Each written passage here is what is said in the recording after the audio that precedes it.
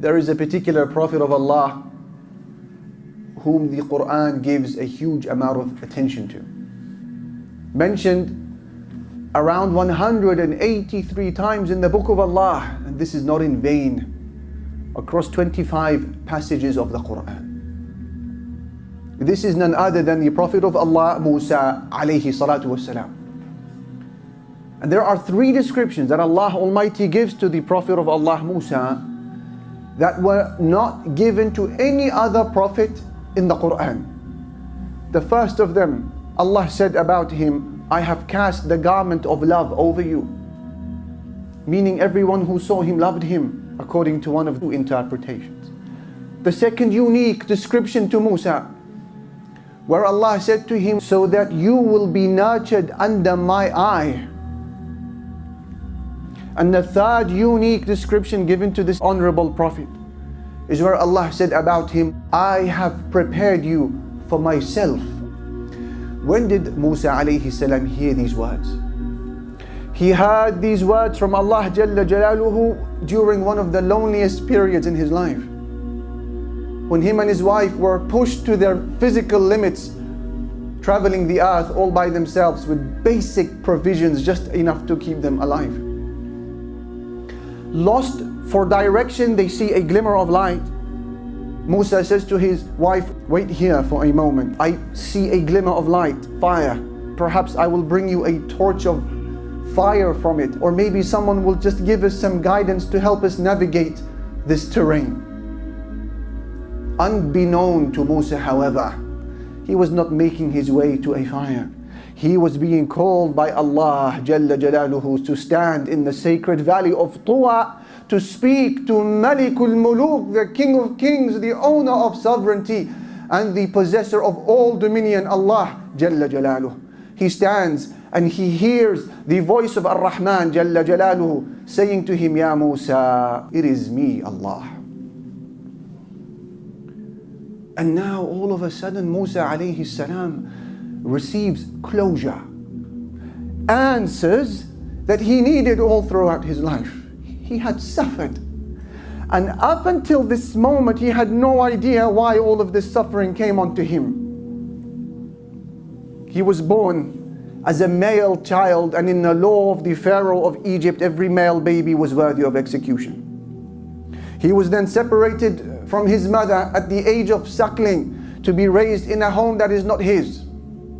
His sister would walk the bank and go to the palace of the Pharaoh and say, I know someone who can breastfeed this baby. And his mother would be reunited with Musa. Then Musa would become a man and would accidentally kill someone. Now he is a fugitive, on the run, wanted by the authorities, dead or alive. He is escaping the country in terror. Then he would find a wife to marry, and the mahr, the dowry, was 10 years worth of arduous labor. Why all of this suffering? He needed answers.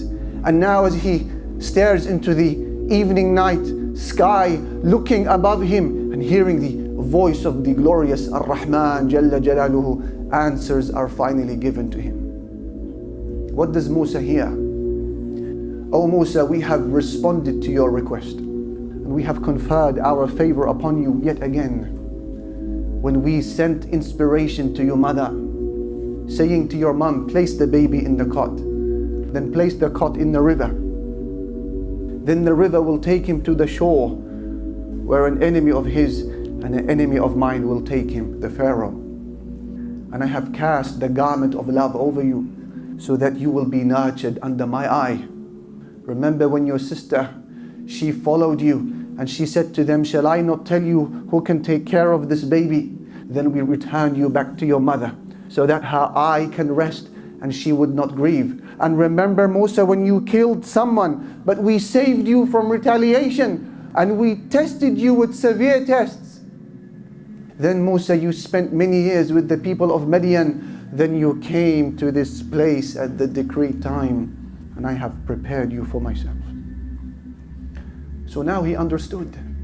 All of his suffering in his life was not in vain, in waste. It was a preparation for this moment to become a prophet of Allah, and his heart finally settles.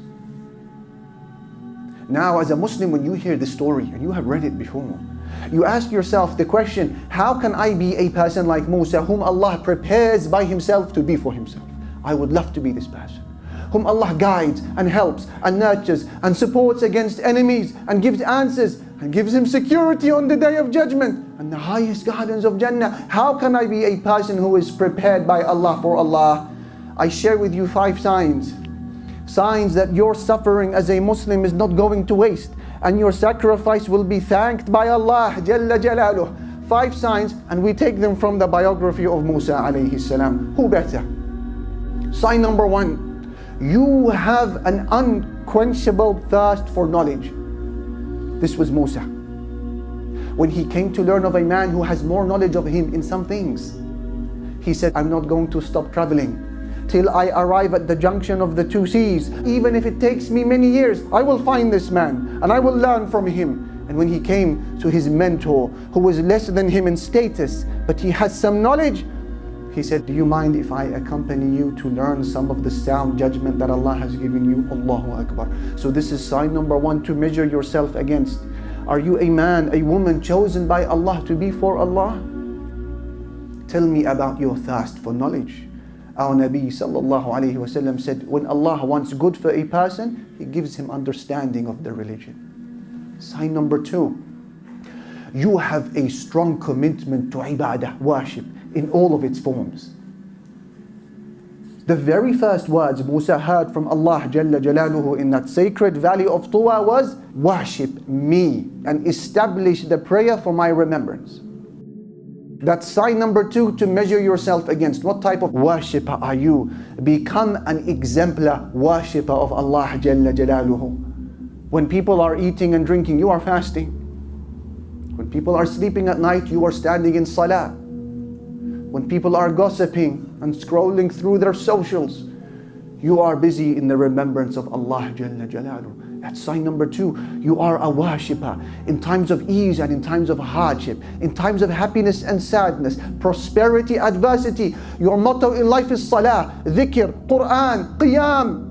A sign that Allah has chosen you to be for Him. Sign number 3. You have a fearless ability to acknowledge your personal error. There are certain mistakes that we've made in our past that we should have amended 10 years ago. Certain people we should have apologized to 15 years ago. Musa alayhi salam was not that man.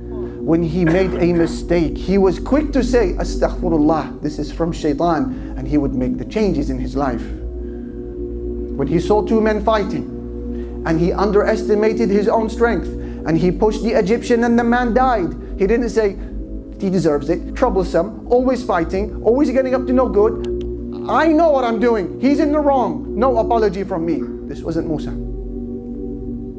He said, this is from shaitan. He's an enemy, openly leading people astray. Then he said, my Lord, forgive me. So Allah forgave him. Allah is the forgiving and merciful. So this is sign number 3 to measure yourself against. How do you feel when someone advises you? How do you feel when you hear a khutbah like this, a dars, a lecture, a talk, whatever it may be, advising you? This is halal, this is haram. This dress is an obligation, this dress is impermissible. This business is halal, this business is haram. How do you feel? If you find yourself accepting the mistake, acknowledging your error, and rushing to make the change, abshir, good news, that's sign number 3 in your life, that Allah is preparing you to be for Him. Sign number 4, you have an unbreakable ethic of sabr, patience. Before he left Egypt and after, Musa alayhi salam suffered at every level, yet he was only ever seen patient. In fact, so great was his sabr, patience, that our Prophet sallallahu alayhi wasallam saw Musa as an example. And when things became tough for him and people harmed him, he would say, may Allah have mercy on my brother Musa. He suffered more than this. He was patient. Patience with the commandments of Allah. Patience with the prohibitions of Allah. Patience with the qadar, the painful decrees of Allah. That's sign number 4 to measure yourself against. Your 5th sign to measure yourself to see whether you are being prepared by Allah to be for Allah is that you have this desire to be of service to others. Musa sees two people fighting. He has to involve himself to settle the dispute. He did this twice. He sees two women who can't push and shove with men to water their animals. So he takes the initiative, brings the animals, waters them, hand them over, and walks away. Even when he was studying under his teacher and he saw things that he didn't like, he had to say something. Musa was a man of ihsan, excellence, wanting to serve. Allah says when he reached his full age of maturity and became a man, we gave him wisdom and knowledge. Why? Because Musa was a man who was of excellence, of service to others. These are 5 signs to measure yourself against to see whether you are for Allah, by Allah and for Allah. We said number 1, a thirst for knowledge. Number 2, a commitment to ibadah. Number 3, a fearless acknowledgement of personal error. Number 4, an ethic of sabr, patience. You're not quick to snap. And number 5, you have a longing to be of khidmah, of service to others.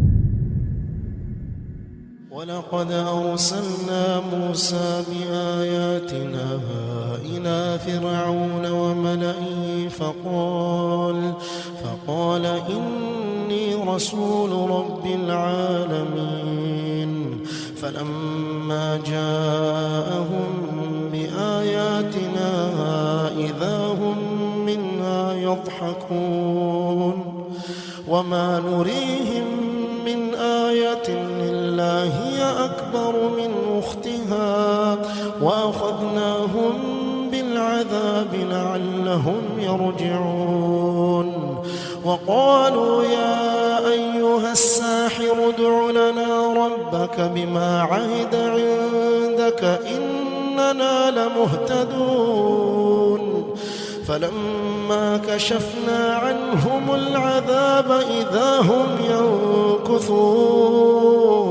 ينكثون ونادى فرعون في قومه قال يا قوم أليس لي ملك مصر وهذه الأنهار تجري من تحتي أفلا تبصرون أم أنا خير من هذا الذي هو مهين ولا يكاد يبين فلولا ألقي عليه أسورة من ذهب أو جاء معه الملائكة مقترنين فاستخف قومه فأطاعوه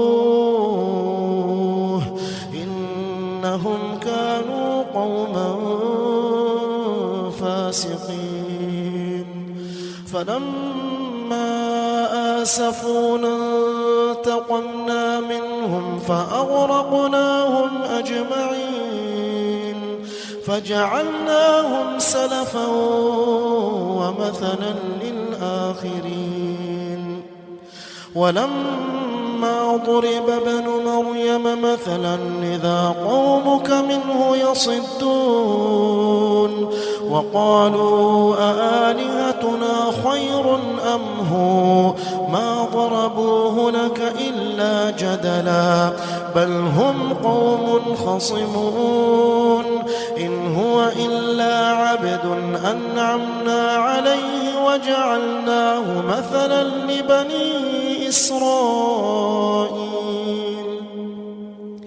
ولو نشاء لجعلنا منكم ملائكة في الأرض يخلفون